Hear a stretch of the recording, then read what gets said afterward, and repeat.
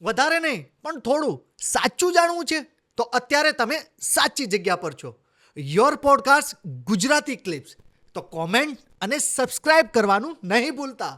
આખા big boss કે reality શોની આપણે વાત કરીએ તો સર કેટલા ટકા આવા શો સ્ક્રિપ્ટેડ હોય છે?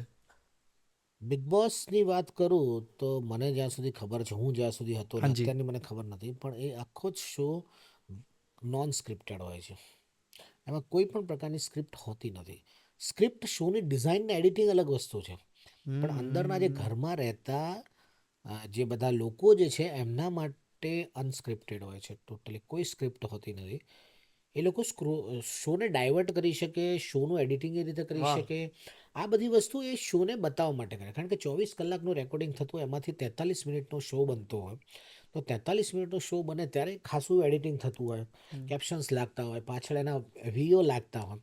એ શોને એન્ટરટેનિંગ મટીરિયલ બનાવવા માટે. પરંતુ જે ઇમોશન્સ, જે વાતો, જે રિએક્શન્સ હોય છે, એ ક્યાંય એક્ટેડ નથી હોતો કે એક્ટિંગ નથી હોતી. એ બધા જ નેચરલ હોય છે, કારણ કે ઇટ્સ અ સાયકોલોજીકલ ગેમ.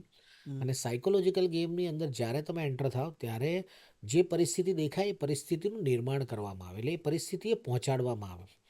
એ તમને ના ખબર પડે. ટાસ્ક પાસ તો બધી પછીની વસ્તુ છે, પણ એને ત્યાં પહોંચાડવા માટે એ લોકોની એક આખી એક ટેકનિક હોય. એ ટેકનિકથી તમને ત્યાં પહોંચો એટલે તમારામાં એ રિએક્શન્સ આવે. તમને કોઈ ફરક ના પડે અઠવાડિયા 10 દિવસ પછી કે સામે છોકરો છે, છોકરી છે, તમારા માટે એક એન્ટિટી છે. આપણને લાગે કે આ તો પછી જે તમે પછી કાપ્શન જુઓ કે ભાઈ મુझे વોટ કરના, એ કરના, એ બધું પહેલાં પ્રી શૂટ થઈ ગયું હોય. તમારી બધી જ ઇન્ફોર્મેશન્સ પહેલાં લેવાઈ ગઈ હોય, જે પાછળથી યુઝ કરવાની કોઈને ખબર ના હોય. હવે લોકોને બધાને ખબર પડતી ગઈ કે ભાઈ બિગ બોસમાં શું છે. એટલે સપોઝ હું આવ્યો, આ હવે બધા જાણી લે કે અચ્છા આવું બધું કરે છે, તો પછી હવે લોકો પહેલેથી તૈયારી સાથે જાય. બટ અમારી 10-12 સિઝન સુધી મને ખબર છે કે કોઈએ તૈયારી વગર જ આવ્યા હોય છે. અને ટોટલી અંદર આખું અનસ્ક્રિપ્ટેડ હોય છે. એટલે આખી ઘટના જે બને એ તમને રિયલિસ્ટિક, બધા જે રિએક્શન્સ હોય રિયલિસ્ટિક હોય છે.